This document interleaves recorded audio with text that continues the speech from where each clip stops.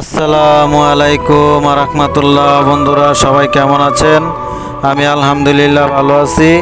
সকলেই পাঁচ ওয়াক্ত নামাজ পড়বেন ইনশাআল্লাহ। সকলের জন্য সকলেই দোয়া করবেন।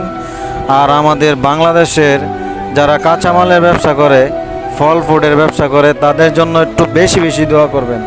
আল্লাহ তাআলা যেন ওদেরকে হেদায়েত দান করে, আমিন।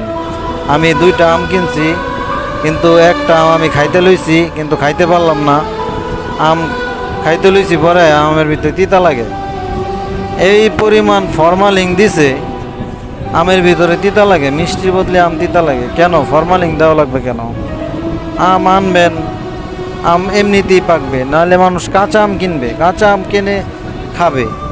আপনার পরিবারের একজন যদি আমটা খায়, অসুস্থ হয়, তারপর আপনি কি করবেন ভাই? তাই ফরমালিন মুক্ত জীবন করেন, ফরমালিন মুক্ত ব্যবসা করেন ইনশাল্লাহ।